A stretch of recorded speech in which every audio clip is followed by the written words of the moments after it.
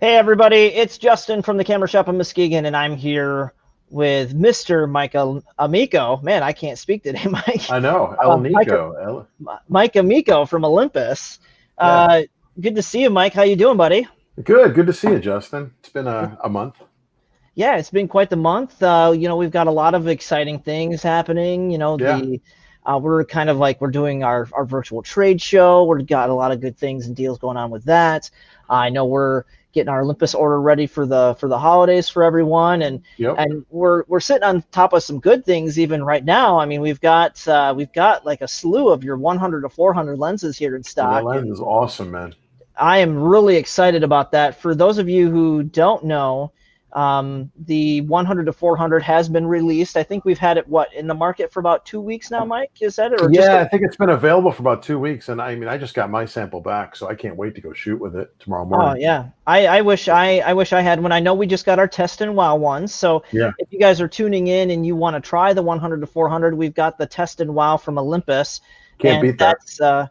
yes, that's available uh, for everyone. Hang on one second, guys. I hate to do this, Mike. I'm gonna turn it over to you real quick. Tell people about the stuff. Oh yeah, that's fine. Yeah, I mean the Test and Wow program, just so you guys know, is absolutely amazing. You can go into the camera shop in Muskegon, and you can basically take out an Olympus camera and or lens, and you could try it out for free. And it's basically kind of a try it and see how you like it sort of a program. And so we run that with the camera shop in Muskegon, and I think it's great for people to go ahead and check stuff out, especially a lens like the 100 to 400. It's a little bit bigger than maybe like a 75 to 300, or it's a little bit bigger for the system, but it balances well, it feels good, it zooms well. I mean, it's a really nice lens. But to try it before to see if it actually works in your kit and works for you, that's an amazing thing to be able to do that. So we're happy to bring that to the camera shop and all of the customers. So definitely check that out if you're in the shop or going in the shop for sure. And I'm apologizing for having to exit. We just had a customer stop by from Mississippi, and she came back up to the door, and I wanted to get Craig to help her so that we're taking care of our guests here, Of course. because we don't want her to get down the road and have her not be happy. So, And it's a um, loose, we do these things. It's kind of a loose conversation when we do these live with Olympus. It's really just to catch up with the customers and keep things rolling with Camera Shop and Olympus, and just kind of catch up once a month or so. So really loose. The customers come first. and this is just an example, guys, of Yeah, you've got the 100 to 400 right here, and you've got the 70 with the 80 to 300 right here, or 40 to 150. I'm sorry, I'm thinking of it in terms of like what it is when you do the math. well then you'd be saying 200 to 800. Yeah, I know, 40 to 150, and then the 100 to 400, and in comparison to like the 75 to 300, Yeah, you can much see the bigger. difference there. But the quality, I mean, what's nice about this, you guys, is that you can marry that to the 1.4 teleconverter and the 2x teleconverter. So that's Yeah, the MC14 and the MC20, 20, which is, that's just awesome to be able to do 2000 millimeter, well, not 2000, 1600 millimeters out of 1600 this. millimeters. Well, Yeah. theoretically, if you do the two times teleconverter in the camera, you could Well, you you get know 3200. 3200 millimeters, which is uh, bananas when you think about it, It's So crazy to think that you can do that. I mean, the new lens that's coming, the 150 to 400, yeah. that's even crazier. I mean, you're looking at 4000 millimeters if you did that. Well, and that's just awesome. It's just nice that That you is can do cool. that with something that's not going to be so big, and It's funny because you have the industry sort of at not a standstill, but it's at a level point now where the technology has sort of leveled, and we're all waiting for some breakthroughs. And in a sense, you're getting some of these kind of cool breakthroughs with little things like this, like that lens. Being able to get out that far, it's really cool. yeah. Well, Um, and this is significantly smaller, guys, than a 150 to 600. Like, Mike, I don't know how much this weighs offhand, but I know like a 150 to 600 contemporary. two, is it It's two and like a half pounds, something like that? I had it. I don't know if I could bring that up. I don't know if I have it handy right now, but I I could may. I could quickly look. I may have it handy. Nope. Yeah, no, I don't have the hard drive connected. I got it. It's like what, 2.5 pounds? We shall soon find out. I knew it 2 weeks ago. I was doing a lot of first looks 2 weeks ago, so I knew it a couple weeks ago. Okay, so this is comparing it to the Sigma, which again gets you out to 600 millimeters. So we are getting out 200 millimeters further, and we are looking at a better minimum focusing distance of 6.69 inches versus 110.24 inches. So you're going to have the close focusing The 4/3 option system. Yep. with the 4/3 system. And the weight, oh yeah, go figure. The weight on the Contemporary is not listed. They have it. Oh, come on. So I'm going to look up a 150 to 600 What's the weight on ours? Tamron. Does it say? Yeah, it says. I'll read it off in just a second. So the weights of the. Sorry, guys. I'm just enjoying my coffee as we. I'm enjoying a good old Michigan Vernors, guys. Oh, nice Vernors. Mm-hmm. It tastes like pickles because someone had a pickle in the fridge, so Nice. the pickle smell is permeated like even the aluminum can. Oh, so this is crazy. So if we go by the Tamron standard, like the Tamron 150 to 600 is very similar to the 150 to 600 Sigma. They're about similar weight, and that's 4.3 pounds. Right. So if you look at 4.3 pounds and you look at 2.47 pounds, we're looking at a lens that's 2 pounds heavier. So it's 2.47? It's 2.47 versus 4.37. What did I say? 2.5 pounds? Yeah, 2.5 pounds. So, yeah, I mean that's 2 pounds. That's 2 pounds lighter, and it gets you 200 millimeters closer to what you're shooting. Yeah, it's pretty cool. Yeah, that's just awesome. And we've got some people saying hello. We've got Karen Newbill saying howdy. Hey guys, how you doing? We've got Russ Smith saying howdy. And, you know, I'm wondering if that's a Michigan thing. I've been saying howdy a lot. When people come in the store, it's like howdy, you know. I never say howdy. Well, you know, when everyone howdy, everybody. But when everyone's wearing something like this, you know, all we need. What I've been saying is that we should all purchase Stinsons and do the bandanas, and then we can just we start the fashion trend that we need to bring back is Wild Wild West, 1800s Wild West, and the Spurs and the Lee's jeans, and I mean plaid is already very popular. You know, it's just it's really go all out and bring back the Western style, because we all have to be banditos with the. I don't know, man. I've gained a lot of weight during this COVID thing. I'm thinking of bringing back the Paul Bunyan look. Well, you could do that. Giant flannel with an axe. Yeah, it's a similar look. Bob is saying hi.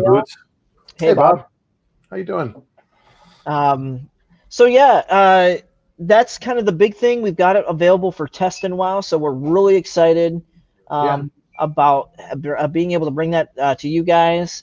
We've already had two people Mark IV's in there too, I believe, right? The EM10-4. So yep, that's available now. Yep, and that's going to be available for sale. When is that available? That's going to be the 25th, tomorrow. Okay. Yeah. Tomorrow. Oh, no, not tomorrow. Tomorrow's Thursday, the 24th. So Friday. So Friday, yeah. I mean, you know, if you guys have anybody who is interested in Olympus, you know, they want to try something out, they can always try out an entry level, you know, for travel or what have you, or just as an entry level camera if you're stepping up from something like a cell phone or, you know, something like that. The EM10 is amazing. It feels good. It's a great entry into the photography category. So, you know, fun hobby. Oh, and what's nice about all the new generation Olympus cameras right now, Mike, that I'm really digging on, is between the EM1.3, the EM5.3, and the EM10 Mark IV. Those are all doing the USB charging, and that's like this huge thing for people who are traveling and then they're in cars often. You know, it's just something that's nice. You can just plug in and you can start charging right away, and that way, if you're on the go, you always got some juice ready to go. So that's correct things. And I forgot to mention the 100 to 400 is weather sealed for those of you who maybe we missed that factoid. That is really a nice pairing between the EM5.3, the EM1.3. I should say between the EM5, 1, and X series of the cameras. So yeah, it's IPX1 rating. So it's sealed the same as the EM1X, the EM5.3. You know, it's they're all getting those ratings now as they come out. So the weather sealing is just second to none. I mean, it's really amazing. So the lens has stabilizer built into it. It's got 3 steps of stabilizer built in. So just an amazing lens for, like I said, Justin, before when we introduced it, I was totally blown away because I wasn't expecting that lens. Mm-hmm. I really wasn't expecting that. I was expecting a 75 to 300 replacement, something more along the lines of that smaller sort of non-premium but decent lens. And they came out with this, and I'm like, whoa. And I'm carrying it with me now. I just got it back, and I'll be carrying it all weekend. So yeah, cool stuff. No, I had to answer a question. When you're doing live stuff, it's the shop never stops turning. Gee, my shop did. Mm. There's nobody here. Yeah. Well, so tonight we wanted to talk about some stuff. So right. So if you want me to start, I could start. Yeah, we can start. I was trying to make sure that we touched on everything. We touched about the 100-400, the EM10 Mark IV is coming on Friday. Yep, and we've got those available. So if you guys are interested in the EM10-4, I know I had a customer who was already kind of eyeing that up. So we'll have that. And I will say this, guys, if you're tuning in, we've got like 15 people right now tuning in. If you guys have questions for Mike or I, don't be shy. We're here for you during this time. So we want to basically you can go right to the website, sign up for the test and wow, and come right inside the store and pick it up and try them out. Yeah, try them out. So the big thing is, Mike, we had this discussion planned for something. What were we going to talk about today? Well, so typically when we do this, we try to come up with a topic, and this topic for now was we were going to start talking about some of the fall color. And some tips on fall color, and maybe talk about some lens choices and stuff like that. I actually put together 10 tips. I've been working on some stuff, and my images aren't the greatest because the last couple of years I've actually had, unlike you, last year you nailed it. The last couple of years I've missed it, so I haven't had the greatest color. But I wanted to go through these 10 tips, and I thought maybe we could elaborate off these tips as well. And it won't take long to go through them, and then we can kind of discuss a little more as the hour finishes up, show some of your images and kind of talk about some different stuff that we've done. So I thought it would give everybody kind of that mood as fall's here now. I think today is the first day of fall, right? I have no idea, man. I think it is. So this year is just going right on by. Unbelievable. But I figured, what? We're home. We got time to capture some fall leaves this year, maybe for once. And I thought it'd be a great night to start that out and start talking about capturing fall color because it's going to come fast. Well, let's do it, man. All right. So I'm going to share my screen, Justin, if that's okay. And absolutely not. That's I know. Well, let's see. I get that funky one when I do it. You ready? Oh, and I have to drag this thing forward. Russ is saying fall was yesterday. That's terrible. What's that? Oh, it was yesterday? Fall really? Was yesterday. Yeah. Well, thank you, Russ, for that information. Okay, I'm going to drag that there. And then I'm going to play this. And now you should see just my screen. Yep, just your screen. All right, and I can't see you when I'm doing this, just so you know. So it's okay. No one wants to see my face anyways.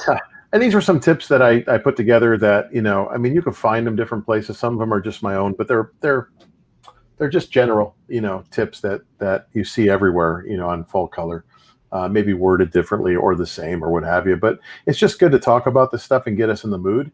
And I was hoping that it would kind of inspire you guys to get ready to go out and do this. So here's 10 tips. So tip 1, Justin, color. You're out looking for fall color. Look for color. It's everywhere. Even the smallest hint of color can really create a great image. I mean, sometimes you might find one tree that's red, everything else is green, and you still get this great image out of that. So, be on the lookout for color. This shot here was on the side of the road off of 71 in Ohio, and I cropped it into a panorama because there was power lines and everything else in front of it.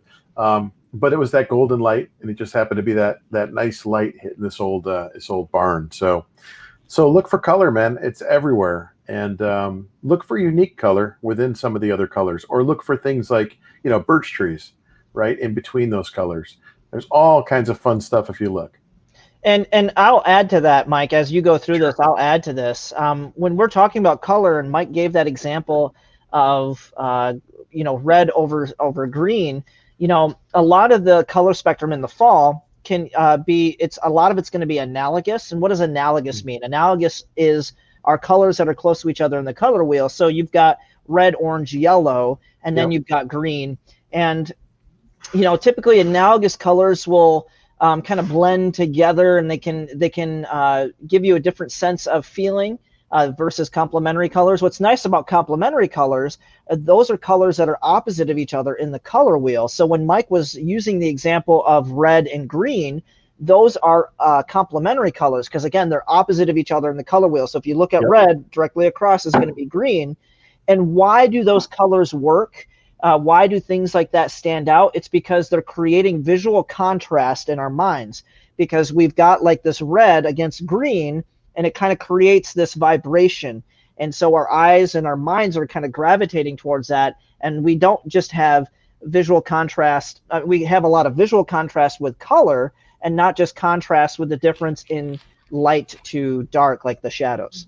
That's right, Justin. Like, my favorite color is purple. And so I always work with purple and yellow. So currently I'm working on a painting that I've been working on for over a year. That's crazy. It's purple, yellow.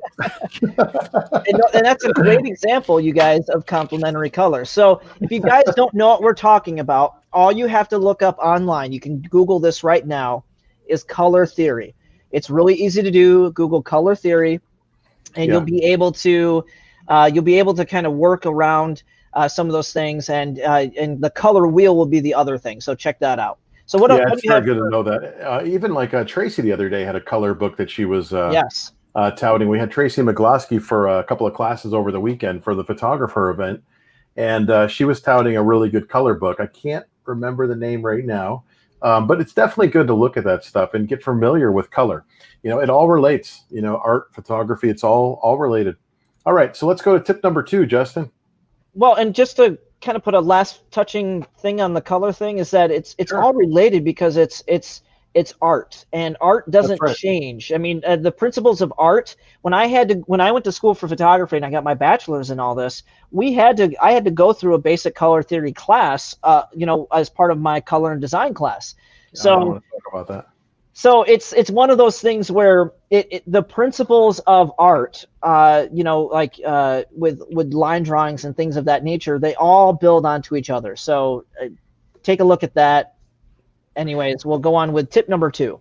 Justin, we spent a whole semester painting 2x2, 2-inch by 2-inch squares with every single color in our palette.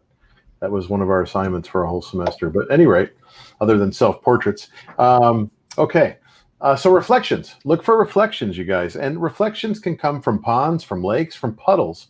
But when there's different weather, don't let the weather distract you. You can get some great images. The colors really pop after a rain. And so, you go out there, you got a contrasty day. The colors are really, really popping on a gloomy day. And, sometimes you can get that nice reflection going. So this is a kind of an example of that. I accidentally put that shot with the M1X, and I did not. I just left that there on the slide. That was not the 300 millimeter. Actually, that was the 12-100 on the EM12. But at any rate, it just gives you an idea of that reflection, and reflections always work, whether you're shooting architecture or whether you're shooting fall color. Definitely look for that. It does make some unique pictures. So, and Mike is 110% right when he says shoot after rain. If you get a chance to shoot after the rain, especially with fall color, your colors are just going to pop a lot. They're just going to pop differently than they do when it's dry. So if you get a chance and you think it's going to be a dreary day because like the rain, then you'll be able to get some stellar shots that other people won't be getting because they're not outside doing it. And if you've got an Olympus, you've got an excuse, because if you've got an EM5 or an EM1, you should have weather sealed lenses and shoot in the rain anyway. You can shoot in the rain anyways. So get out there and have some fun. And Jason, I think he's being a stinker here. He's saying hi, Justin and Aaron Erwis. What? Yeah, is that like some kind of guitarist or something? Like, do you look like? Maybe you look like somebody. I have no idea, but I can tell you that this image right here is from it's from the Adirondacks. So if you guys are wondering where that is, it's not Michigan. Sorry. It's not the Upper Peninsula, Justin. I'm sorry. Yeah, and it's American Singer, dude. You look, he's found another doppelganger of yours. Oh, really? Oh boy. So It's it's not hilarious. just what's his name? The actor there? Aaron Urwis. Yeah, but what about the other dude? He looks nothing like me, but in the one movie poster, he looks like me. Oh, Paul Giamatti. Yeah. Oh my God. Oh, gee, of all people. And in the Yeah. one movie poster. Yeah. Oh, he's got Aaron Lewis. I'm sorry, it's Aaron Oh, Lewis. I know her. Yeah, Aaron Lewis. Oh, There thanks. you I'll take that, man. He's talented, dude. Now, if I could just sing like him and write like him. go. Why Karen can't is. somebody just call in and say, oh, it's Justin and it's Brad Pitt? Yeah. That'd be great. Come on, you Yeah, guys. right, Jeez. Man. well, why don't I get anyone? Okay. Anyways, Karen is responding. She says she thinks that the book's name is Color, Messages, and Meaning. Yes.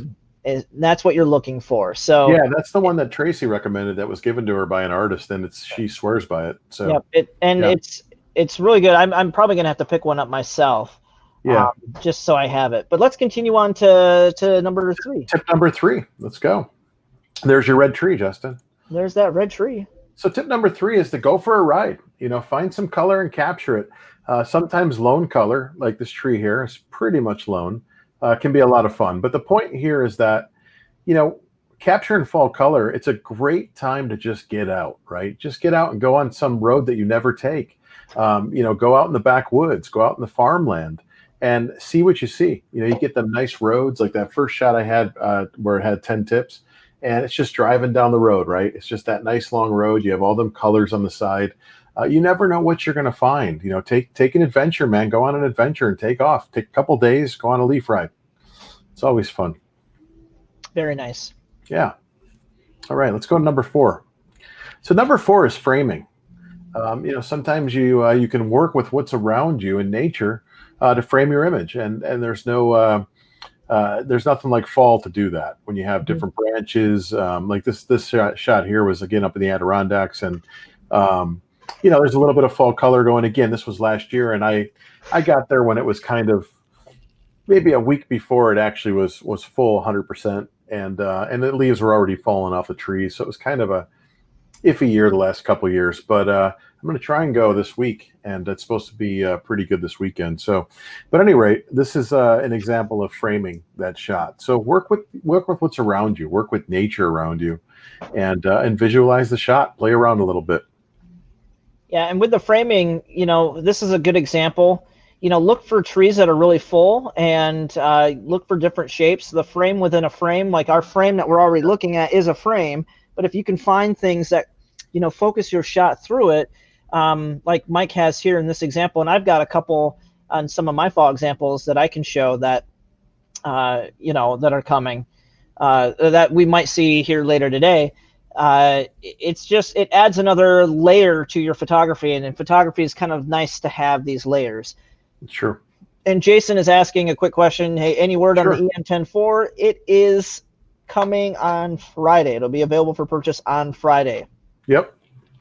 And it's in the Test and Wow program, so you can actually try it out as well. Try it before you buy it. Tip number 5, Mike. All right, let's go to number 5.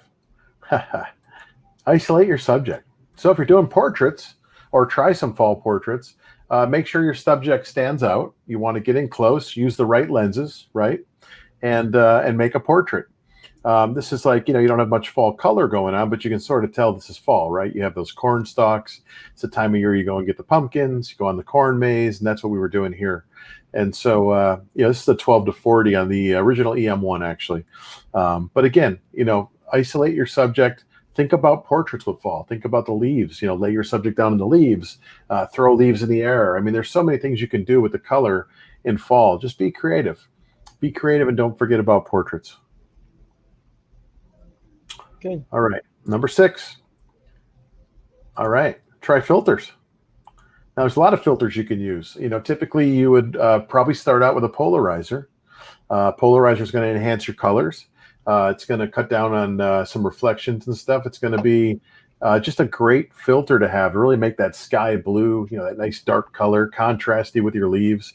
Also ND filters, neutral density, where I think we've talked about before on here, where you can bring in more light, during the day, and you can create some movement in your clouds, movement in the leaves, movement in water. So you definitely want to play with some filters if you have them or if you can. And don't forget the art filters in the camera. And that's what this is. I basically did this in Olympus Workspace, which is our software. But this is pop color, so pop art. It's just an example of the original photo on the left, and then just kind of putting it through the pop color, and it gives you that nice pop or that vivid sort of cartoonish sort of look. But again, you can play around with your image. There wasn't that great a color last year, so this sort of makes it pop. It's something fun. And again, in the cameras like the EM1 Mark III or the Olympus EM1X, you have also the live neutral density function. So you can play with that within the camera as well. So that was number 6, Justin.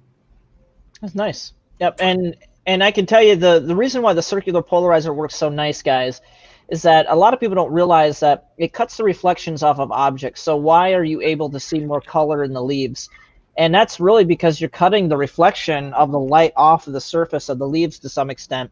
So you're getting a little bit more of the color underneath pushing through versus this reflection of the sun or the sky bouncing off of the top of the leaves. So at a minimum, have a circular polarizer. If you don't, Mike is 100% correct. With at least if you have an Olympus camera, utilize those art filters. I can't tell you how awesome it is to have those. If you don't have the art filters, I typically shoot on Vivid. Yeah, Vivid. And if I want to push my color a little bit, and if my camera has the auto mode, I have the control of the saturation, and that's something I can do too. Whether I'm shooting an aperture priority, program, manual, or shutter priority, you can set it to Vivid, but then you can still also augment your saturation. So just kind of build it to your taste. You don't have to overdo it, but sometimes the JPEGs right out of the camera with the Olympus camera are just so nice. I don't even bother with post-production edits because they're cooked right, good and well, right in the camera. Yeah, especially those high resolution ones, Justin. The JPEG comes out really nice with that. Yeah. So it's a nice one. Number 7. This is Michigan. Ooh. It's a parking lot, but it's Michigan. Choose the right lens for your composition. Now, in my opinion, so what are you trying to achieve? Do you want a wide shot? Do you want a close-up? Do you want to zoom in? I mean, even the 100 to 400, Justin, would be a cool lens to use because you can compress and you can bring in, like, say, a barn that's really far away and show that color behind it a little bit. It looks like it's closer because you're compressing with that long creation. And I think that with fall color especially, it's where you can really shine and just have fun. And so this shot here is with an 8mm fisheye. I was looking for color. I was it's about 3 years ago, and I remember I was driving around up towards Traverse City, and it's just like the leaves are falling, and I'm going, man, I got no shots this year. I love having fall shots. So I just pulled into this little area, walked around, and I was going back to my car, and I captured the sun coming through the leaves. And 8mm fisheye. I mean, kind of cool. The tree's bending. It's not a great shot, but that was my shot for the year. If I get one shot, I'm happy. It is. It's nice. Yeah. It was a cool little shot. So I usually go for one shot a year. If I can get one decent one, I'm good. Or one fun one, for fall. But that's my tip. Play with your lenses, man. There's really no wrong selection. It's actually probably a good time to play with some lenses you haven't played with in a while, to really try some different things, with different scenery, and just see what you can come up with. Could suggest and mention who's the photographer that we had a chance to do the wildlife thing with earlier this year? That's Lee Hoy. So Lee Hoy, during his presentation, so Mike's saying, hey, this is a great opportunity for you to try different lenses. What Lee suggested was that on a specific day, like on any given day that you wake up and you're like, oh, I'm going to go create images. Lee said, why don't I just pick one lens and try to go just create successful images, successful photographs with one lens. So if you've got a 60 macro, you're limiting yourself to shooting close up, and you can still shoot stuff far away, but you're limited on that focal length of 120mm equivalent. So maximize that lens to its fullest potential, because if you just kind of juggle all these lenses and you're unfamiliar with one, or you're scared to use one because you don't like the results, use something and gain the familiarize yourself with that lens to gain the confidence to use it. And the more you use it, you're like exercising a muscle for the first time. So, here's a great example. You can teach yourself to be ambidextrous. whether you're right-handed dominant or left-hand dominant. I'm right-handed, so I brush my teeth with my right hand. Well, because I brush my teeth with my right hand, you typically tend to start on like one side of your mouth, which would be the left side. So you tend to wear out your teeth down near the bottom. Well, you can switch things up and you can start brushing your teeth with your left hand. And that actually, if you do simple tasks like that, that actually helps increase your duality between your brain and your hands and everything. So it's kind of like the same thing. It's like your brain will get better at it. You will get better at it if you use it.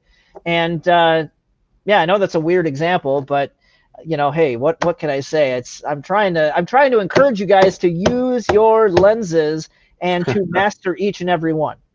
Yeah, I think I've done this before, and it's the same with cameras too. I mean, it's the same thing with getting to know your camera, knowing your limitations, knowing how to work around it. Same thing with lenses. I went out with a buddy of mine one time. We were in upstate New York driving around, and we decided to go out one day and shoot barns from the road with just for me, a 40 to 150, for him, a 70 to 200. Just have our long, zoom lenses and see what we can do from a distance, bringing those farms in. And it was a great time, just going out for a few hours with one lens and just play. Same thing with walking around, put a 35 on there, a 17, just walk around and shoot. You're the zoom and you're the wide, So yeah, it's a great way to learn for sure. And Karen was saying that this is her favorite, and she's saying Starburst, not the candy, this what's going on. So one more tip, that if you guys want to achieve an image very much like this, the two different times of day that you would want to try to accomplish this are, just like Mike stated, you want to do it early in the morning, before the sun gets about 45 degrees in the sky. It's probably not politically correct, but I always kind of say it's like a good Hail Hitler kind of thing. It's like if your arm is up at that 45-degree angle, if the sun gets beyond that, then beyond your brow, beyond like the angle of your brow, that's where the light starts to edge away from where it's good light for shooting landscapes. Right. So if you've got the sun that's kind of coming in your eyes and it's not above your brow level yet, that's really great. That's really great light for creating landscape photographs, or just any photograph for that matter. And Mike is achieving that in this image here because it's an early morning shot. And the other trick to getting this nice starburst is to crank your aperture way up, or as they say, way down. So you're shrinking that opening to create that starburst. And now there's filters. This was at about f16, I believe. F16 or f18, yeah. Anything greater than f8. So if you do f8, and is what you should be shooting most landscapes in anyways, is roughly f8 to start.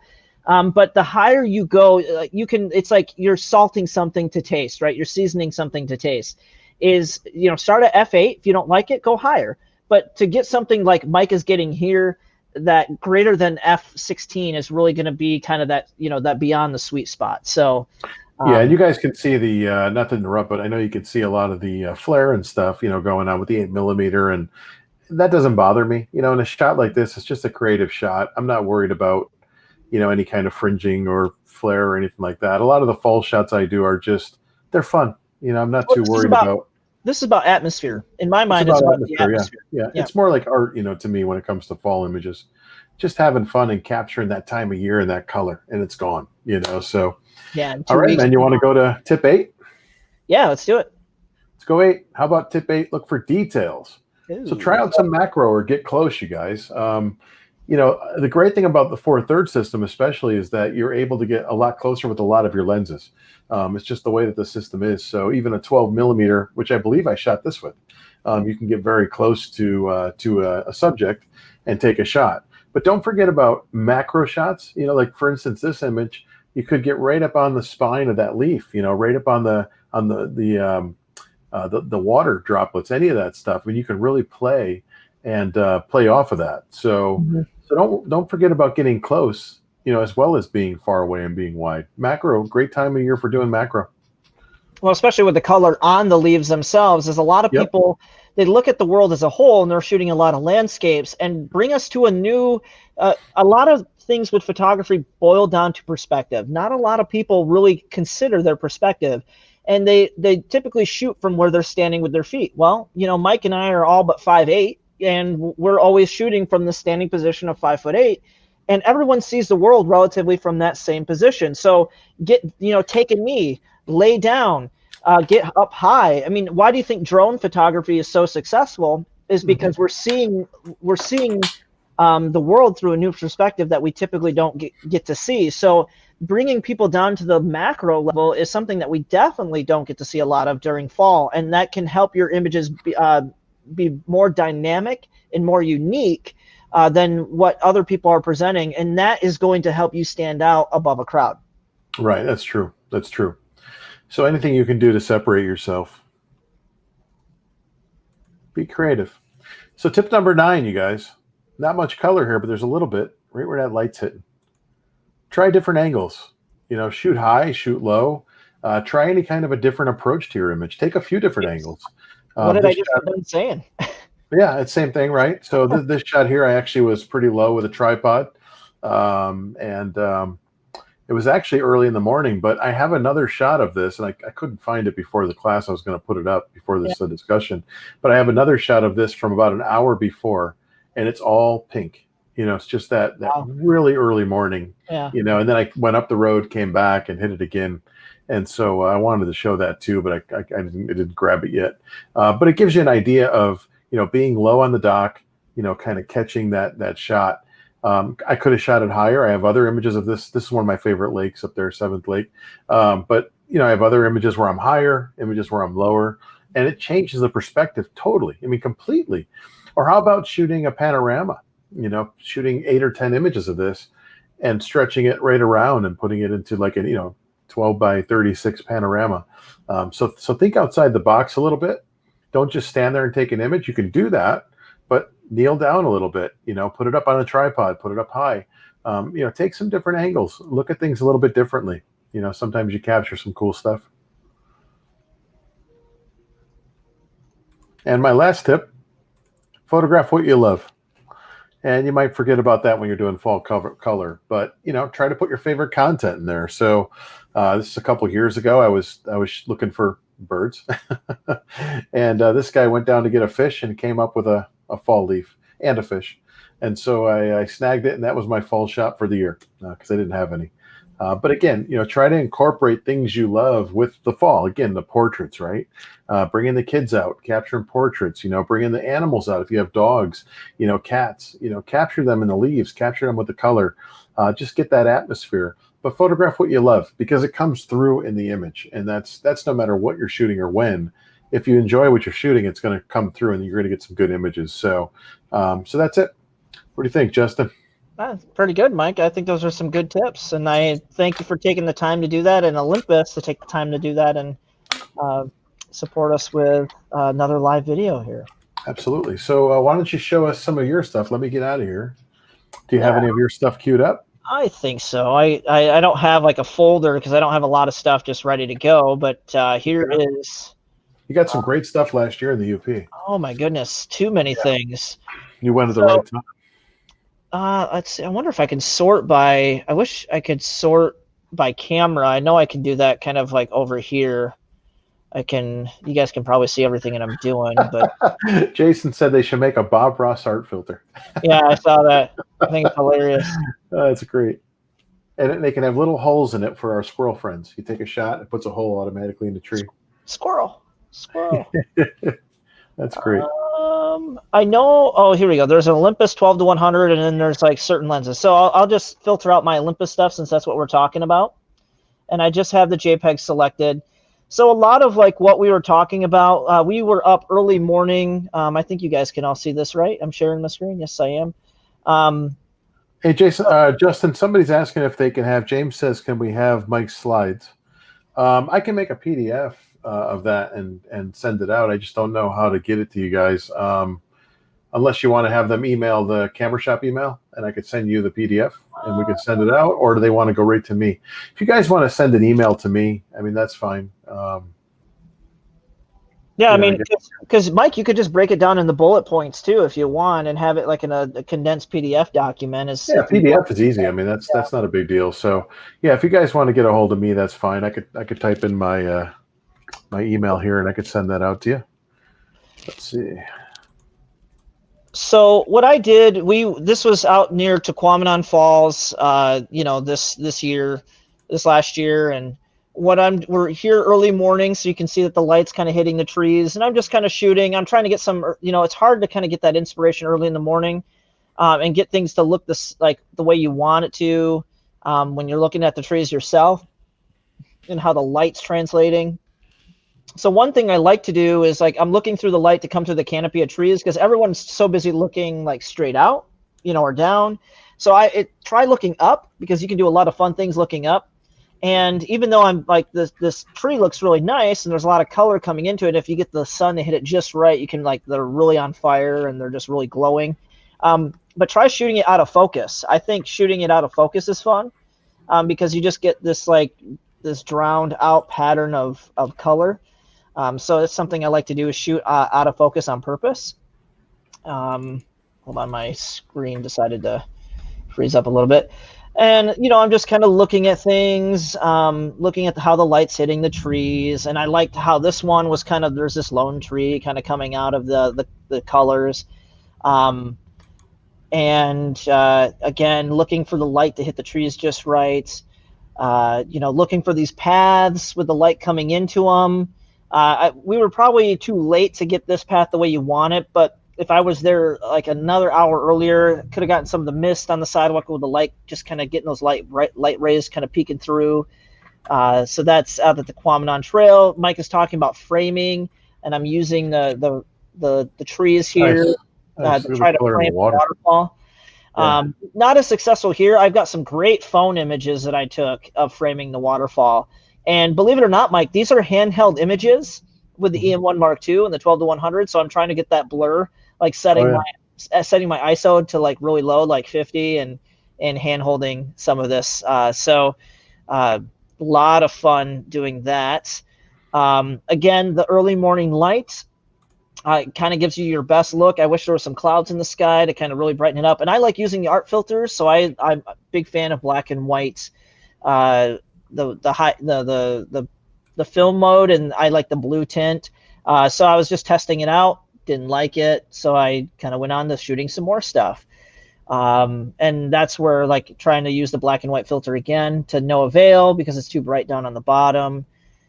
So just trying some things, very underexposed.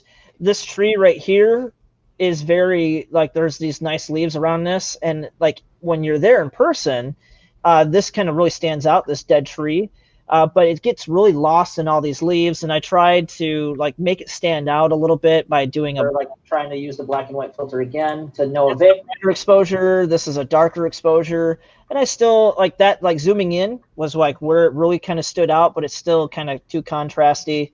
So just don't be afraid to experiment. Todd and Brad Reed always talk about take a shot, get a little bit closer, take another shot, get a little bit closer.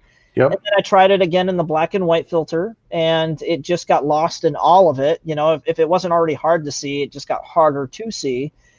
So yeah, just kind of messing around. I'll see if I can't find something that really stood out to me. Yeah, the color stands out. I've gotten nothing the last couple of years, so that's good. You got some good color. Justin, how do I join the chat here on the side? Oh, I don't think you can. It's something that's really weird. If you want to, what email should I put in here, Mike? Just the Michael Amico at Olympus. Okay. I send it to you privately in the private chat. Oh, did you? Okay, I'll just copy and paste it. Yeah. That way you guys can request the PDF. I'll just send it out to you. That's not a big deal. Now I got to get back out of private chat comments. Sorry. This one's cool, man. I like the flare too. Oh, I was, again, it's more or less experimenting. I wasn't a big fan of this. What I wanted it to turn out like how your shot turned out, because again, I'm shooting things in the camera. I'm not able to make the camera look on make it look like how I'm seeing it. Right. Now this was more successful. This was something where the light was hitting the trees, the leaves just right because they're facing the sun, and they're really bright.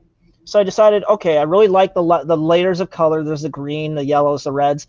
So I remember zooming in because I really liked the yellows and reds. So I zoomed in, and I zoomed in again, and I zoomed in again. Yeah, and very cool. I keep on getting closer and closer. And I think at one point I used the 2x zoom. I think this is it right here, the digital zoom. Yeah. I'm just getting as close as I can to these. And I actually do like the lines. Like if you see the lines kind of going through the photo here, I've got like these diagonal lines that are going this way, and they're kind of helping kind of cut up the layers a little bit. And I just really like this shot. And then I found this maple tree that I was like just that. Yeah. really brilliant. And again, we're talking about complementary colors, right, Mike? Yeah. So we've got this reddish, orange, yellowish tree of like this maple just really burning, and you got this nice blue background in the back, and it Yeah, it just really stands out. yeah, really stands out. And then I Oh, did the that's thing nice. with the blur is like shoot some leaves with some leaves that blurred in the background.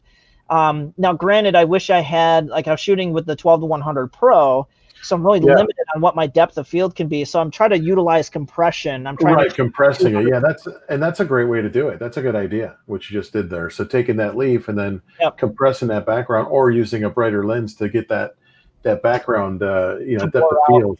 Yeah, Yep. that's really cool. That's a great idea with the fall color leaves. Yeah, And here's the frame within a frame. I'm really looking at this color. pine tree, That's and cool. it's really hard to see because the light was hitting it just right. So I got in closer because I wasn't getting the right feel from this, and this just kind of helps frame it. But again, this tree in the middle, you can't really distinguish from the background because it's still too close, and there's not enough, like the light separation is different. Now, when I brighten it up like this, you can it stands out from the background, but I want Right, a little bit more. Yeah, yeah. yeah, so it would take some editing, but trying to get it right in camera is always key.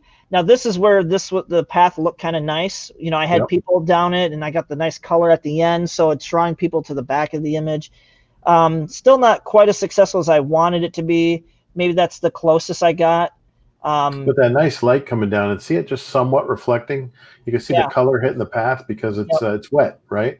Yep. So you don't have a full reflection. There's no puddle, but you Yeah. still have that yellow kind of glowing on the path. Really cool.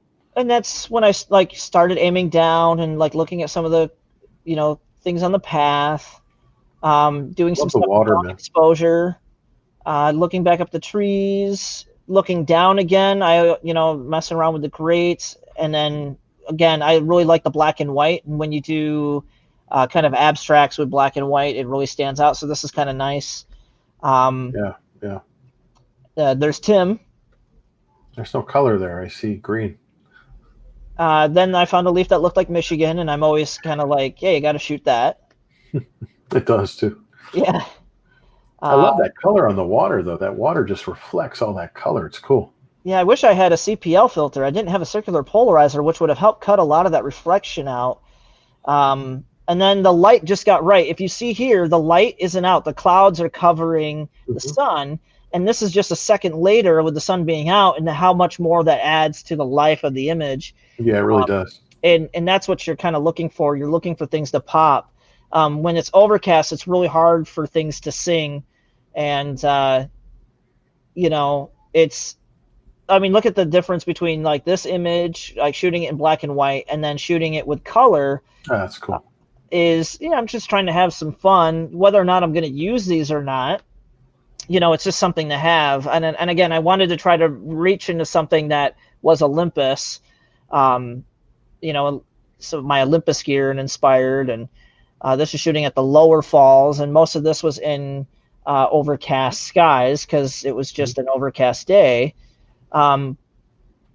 Karen. Yeah, it's beautiful up there. I mean, it's definitely a place I'd love to go as well. It's this teases me every year I see this stuff. And Justin and Tim hit it perfectly last year. You guys really did nail it. We got lucky. We got really lucky. We were technically we were a week past peak when we did this. Yeah, yeah. So let me see if I'll see if I got another folder I can quick jump into. If you guys want, these are Olympus files. Let me just see what we're dealing with here. This is before we got to the Quamanon, so I won't use those. Dead River. I don't think I used my Olympus at Dead River. It's all right. Reedy Falls. This I know is Olympus. It's not like Olympus is all that shoots fall color, and you were using your phone too. So Yeah, I should show you some of the phone ones. The phone ones were like stellar. You know, Tim was like, man, like why even bother shooting with anything else? I mean, the phone. if you're going to share it on the internet, it doesn't really matter. Let's You see. want to blow that sucker up 20 by 30, then you might have some issues. This is full screen, right? Yeah. Yeah. Let me just. I need to get past. I want to get into the JPEG files only because the JPEGs look good. So this was our last day up there. This is like somewhat afternoon, probably like 2-ish. Still kind of overcast to some respects. This was our last day in Marquette, Renew Falls, just by Dead River Falls, and I'm using the Olympus. I'm shooting handheld without a tripod, in this little river system, and trying to push the colors and everything to where I want, trying to get these lines like this log to kind of come into the image and have the waterfalls lead you to the back. And that's what I love about Olympus. I didn't want to break out my tripod here. I just wanted to shoot handheld to get the most out of my camera. And so this is what you're seeing, just these shots here. I think this ends up being my winner, and I've got an edited file that we'll get to, but you can kind of see the difference between, like, if I keep, Justin, if you back up a couple of shots where that little pool is right there, that little pool, yeah, right there. See that pool over to the left right there with the colors in it? It's like a bowl of Fruity Pebbles. Like, tricks are for kids, man. And then I zoomed in. So here's like the lower part, and I kind of walked up to kind of shoot the higher part because I just wanted to get like a different feel. So I liked how it was splitting around the rock. And you're at what, like about a second with these? I have found that Olympus at like anything less than 2 seconds, but greater than like a quarter of a second, like a tenth of a second. Yeah. It's kind of like that perfect kind of feel for waterfall stuff because it doesn't get too wispy. But you can still get away with it handheld if you're lucky. And that's what I was trying to do with these, and just, really having fun. But I think this is my edit right here. That's nice.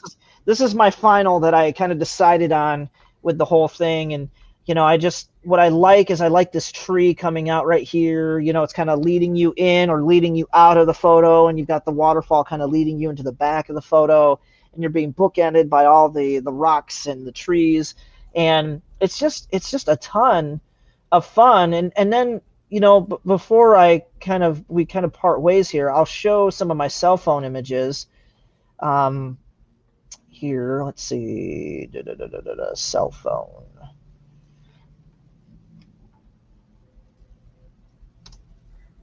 And we're full screen again, right, Mike?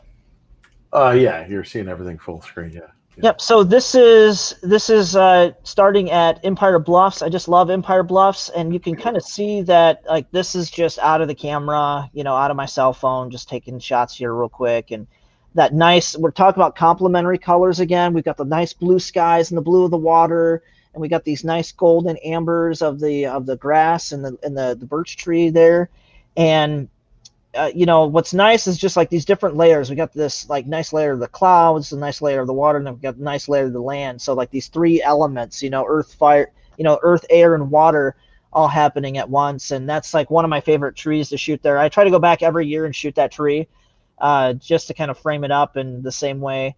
This is a different tree that I try to shoot to compare and contrast, but we got so lucky with the clouds there that day. It's just so nice. And again, focusing on that tree, and the wind's blowing, so I'm trying to get this. You see the difference between the tree being blown by the wind and not being blown by the wind. So this is without the wind. It'd be kind of cool with the neutral density.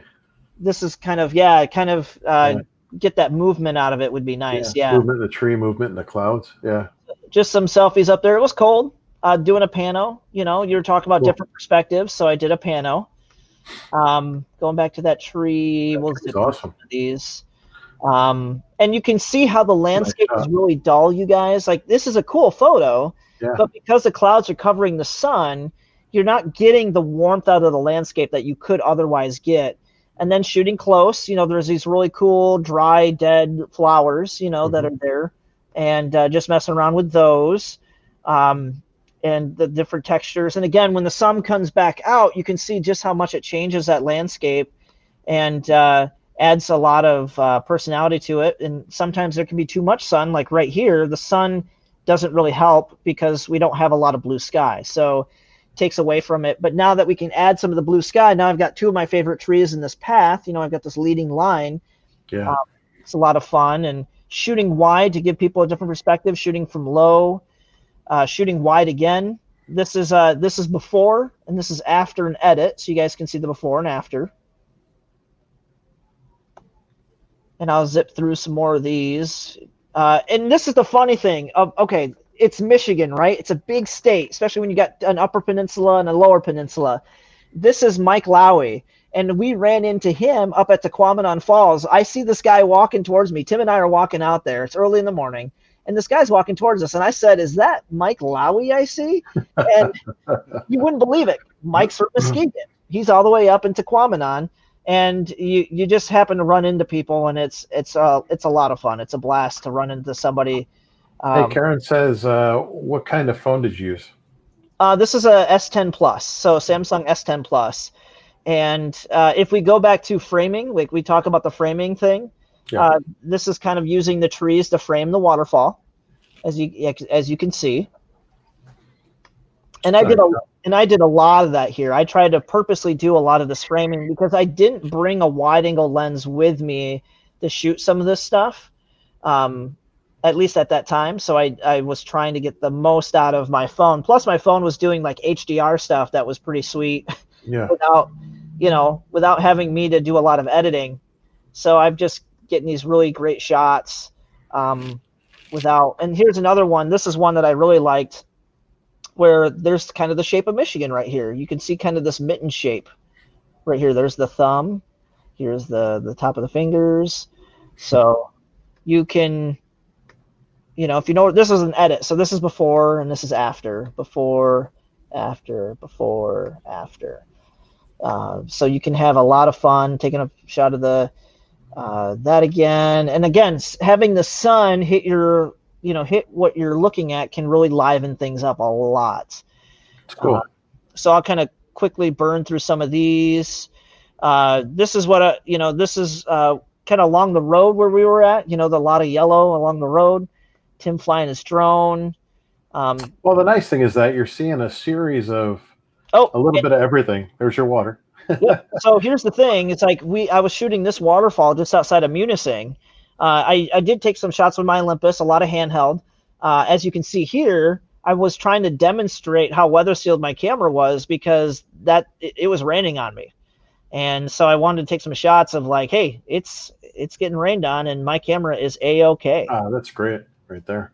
The thing is you're seeing a series of shots where Justin has gone on sort of a trip. You're kind of like going on this trip with you, right? And you're seeing how many different angles and how many different things you can try or do while you're looking at one scene, or a couple of different scenes. These are cool. Where's this, Justin? This is Munising. So this is just right down the road from the waterfall. And we were kind of driving through town. We were kind of trying to decide, are we going to stay here tonight? Are we going to go somewhere else? We were thinking about Pictured Rocks, which they were still doing some tours out on the boats. Yeah. But we didn't want to like really get into that. Now driving through town, I had to stop and I pulled in this parking lot because this ivy, growing on this building was just awesome. It was just this really super red, this blue door. And I wish I shot it in pop color because I wasn't in love with pop color yet, Mike. You can still do it.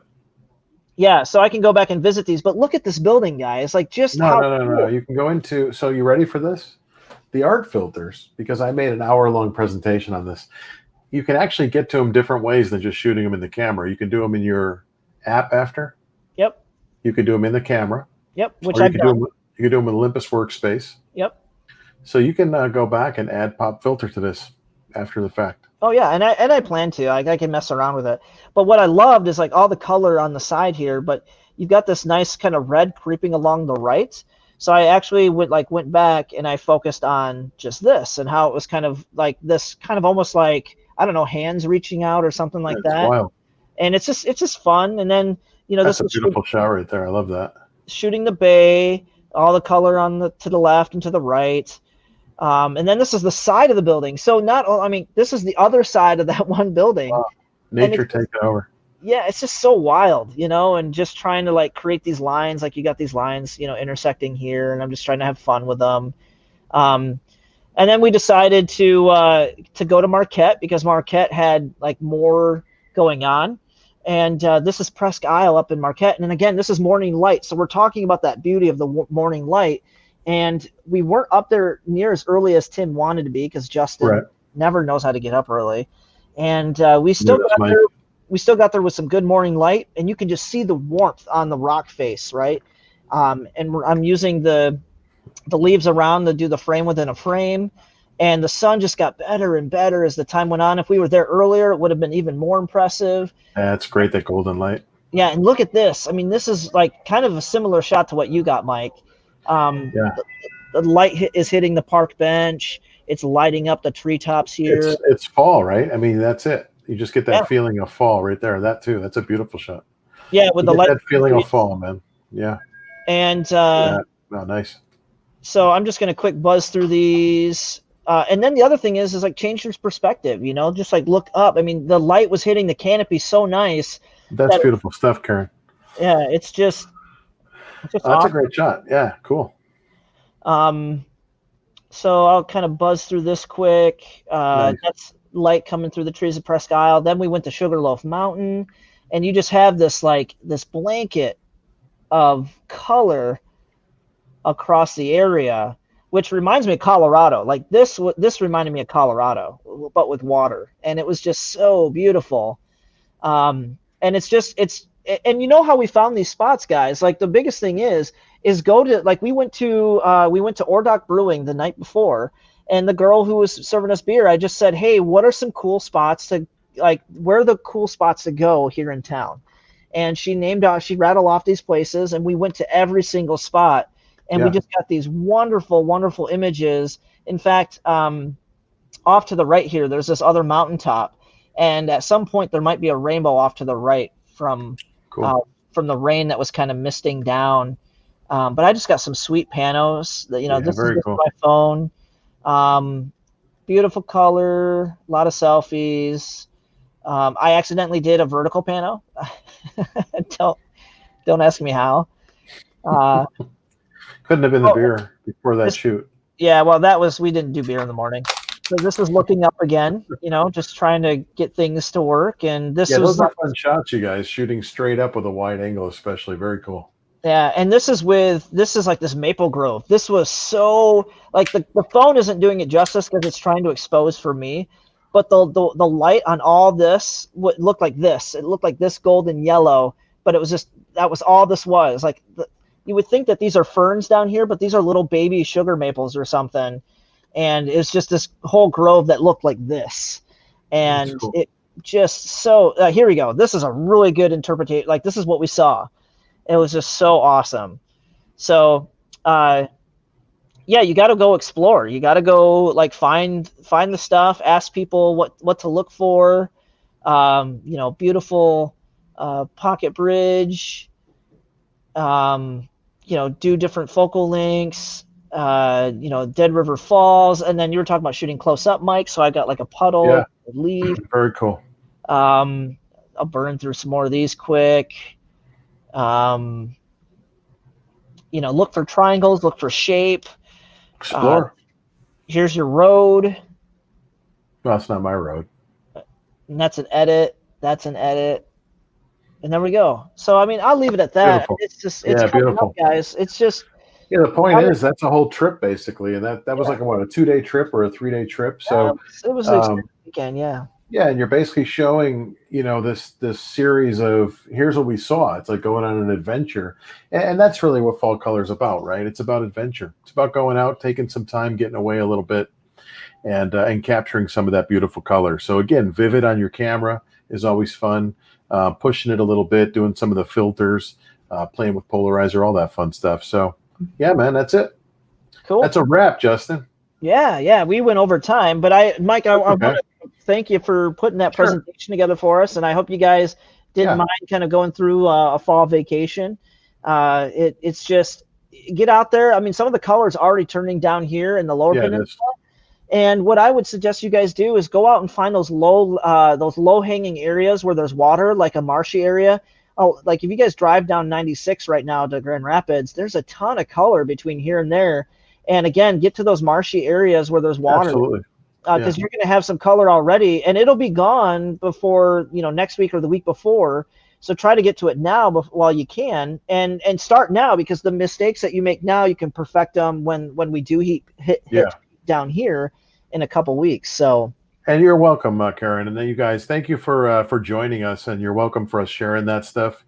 Send me an email if you guys want a copy of the PDF. I don't know how else to do that. That'd probably be the easiest way. Yeah. And I'll get that out to you. And I'll probably save it in like the lowest resolution so I can get it out on the email, but it's fine. The tips are what matters on there, and the reference of the photos. So that's not a problem at all. So again, thanks you guys. Thank you to the camera shop for allowing us to do this.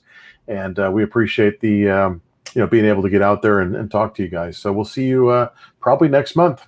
Yeah. Sounds good. Yeah. All right. Thanks, Justin. Take care, everyone. See you guys.